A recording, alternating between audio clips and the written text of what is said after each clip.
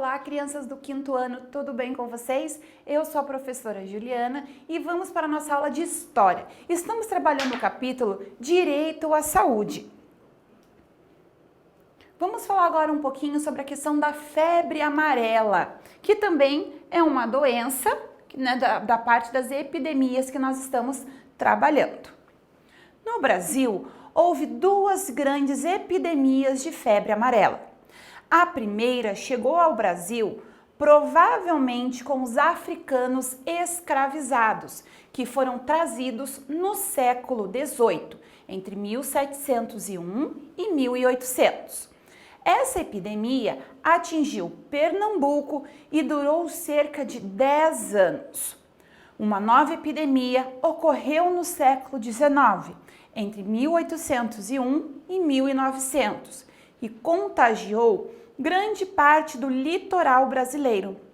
A febre amarela ainda afeta bastante gente, pois muitas pessoas não procuram se vacinar ou não têm acesso à vacinação contra a doença. Lembra que nós falamos na outra aula sobre a questão da vacinação, a importância dela para a prevenção de doenças?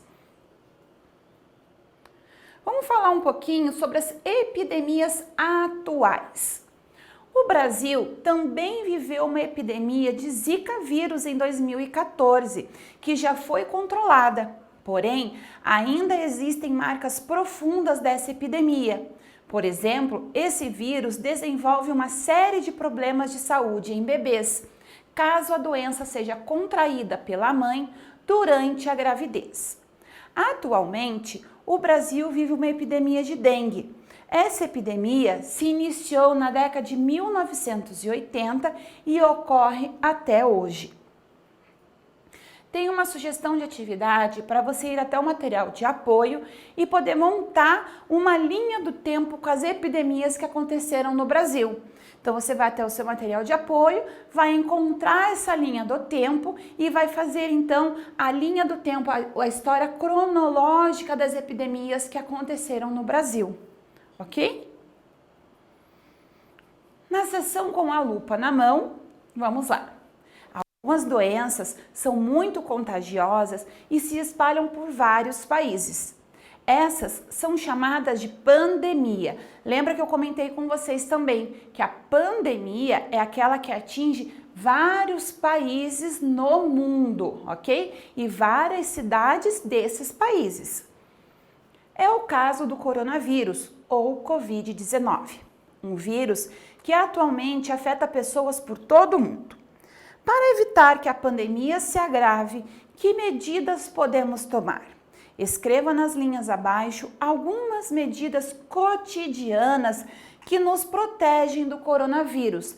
Então, o que a gente pode fazer para combater essa pandemia, no caso?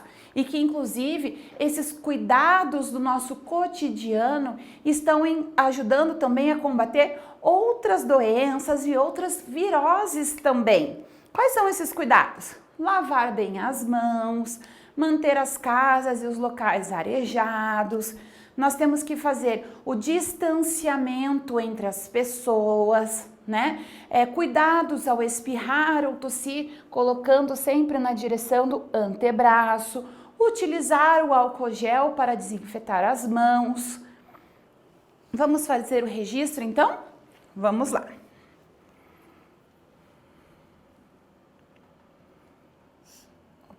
Aqui, ó. Vamos colocar aqui, ó. Hábitos de higiene.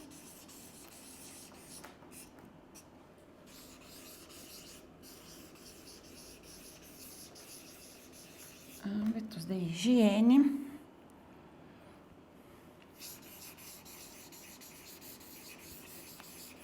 Simples. Que podem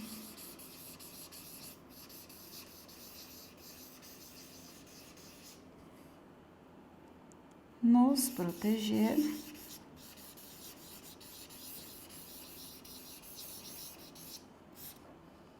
de doenças.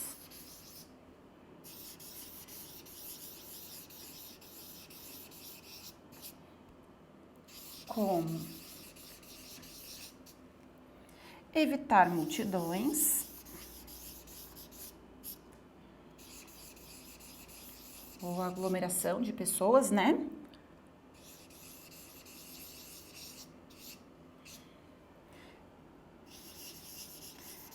Evitar tocar o rosto.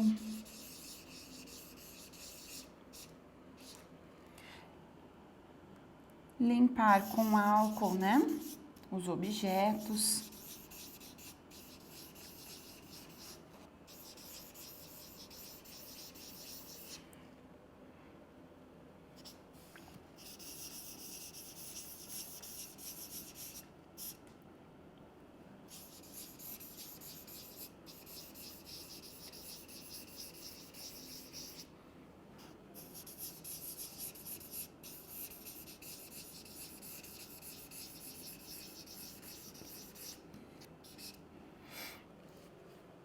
Que mais? Nós falamos lavar bem as mãos, né?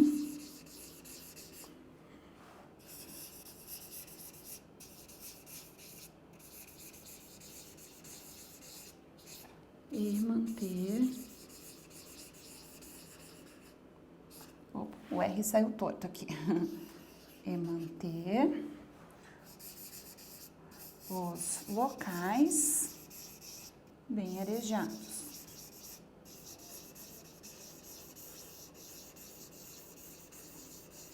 Então, quais são os cuidados que nós podemos ter para prevenir essas doenças? Hábitos de higiene simples que podem nos proteger são evitar multidões, evitar tocar o rosto, limpar com álcool gel objetos que usamos com frequência, lavar bem as mãos e manter os locais bem arejados. Se você pensou em outras alternativas que eu não coloquei aqui, também pode ser como deixar bater o sol na sua residência, você também ficar um pouco no sol. Essas também são formas que a gente tem para prevenir, certo? Vamos falar um pouquinho sobre a revolta da vacina. O que seria isso? Está relacionado a questões que envolvem a descoberta e a utilização de vacinas. Vamos ver. Garantir a saúde da população é algo muito difícil de fazer, porque exige também muita conscientização das pessoas, exige que as pessoas tenham muitos cuidados e nem sempre esses cuidados são tomados por todos, por isso que é difícil. Se é difícil hoje em dia, com tecnologia e informação, imagine a situação há anos. Hoje em dia, quando alguma doença acontece no mundo, ela já é espalhada para todos os outros países a notícia, então as pessoas já vão em busca de estudos para buscar cura, para buscar prevenção, já se descobre formas que as pessoas podem fazer simples no seu dia a dia para prevenir essa doença. Agora imagine antigamente que não tinha nada disso. A doença chegava, aí que as pessoas iam descobrir que veio de outro país e começavam então os estudos, mas mesmo assim, muito demorado. O Rio de Janeiro se tornou a capital do Brasil no ano de 1763. A cidade sofria com problemas de saúde pública, como epidemias de várias doenças e falta de saneamento. Praticamente não havia rede de esgoto e as casas e os prédios eram construídos muito próximos e de forma desordenada. Então aqui está relacionada a questão da falta de planejamento, pessoal.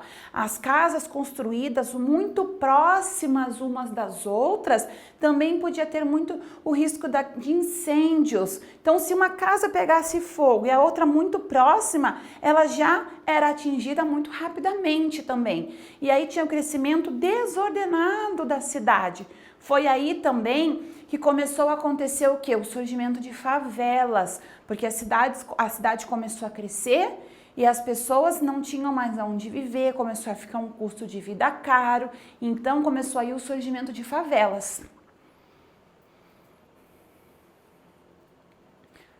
No início do século XX, foram tomadas medidas com o objetivo de modernizar a cidade. Habitações populares foram desenvolvidas para a construção de novas e amplas avenidas. Prédios foram destruídos, forçando famílias inteiras a se mudarem para longe. Aí também as pessoas eram obrigadas a sair e morar lá próximo onde eles já estavam morando se tornou muito caro. Então eles não queriam sair ali próximo da região central. E aí eles iam para onde? Para os morros, e aí começaram a surgir as favelas cariocas. Também foram proibidas roças, criação de animais e até soltar pipas no centro da cidade. Mas foi o estabelecimento da obrigatoriedade da vacinação contra a varíola em junho de 1904 que deu início a uma revolta popular na cidade do Rio de Janeiro. Aqui temos uma imagem da Avenida Central no ano de 1906, quando teve a reforma urbana, onde as ruas foram alargadas e se tornaram locais de passeio dos moradores. Então nós vamos continuar um pouquinho sobre essa história da revolta contra a vacinação, foi a revolta contra a vacinação da varíola que aconteceu. Nós vamos ver na próxima aula, certo, turma? Obrigada pela sua atenção, nos vemos em breve. Cuidem-se! Tchau!